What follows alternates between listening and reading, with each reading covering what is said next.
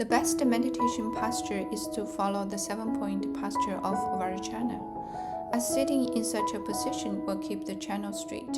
When the channels are straight, the mind will be affected and bliss will arise naturally. First, legs crossed, full lotus or half lotus. Second, hands in the lap, right hands palm up on your left palm, thumbs touch each other. Third, back, spine straight, held relaxed and lightly upright. Fourth, shoulders and arms should be relaxed.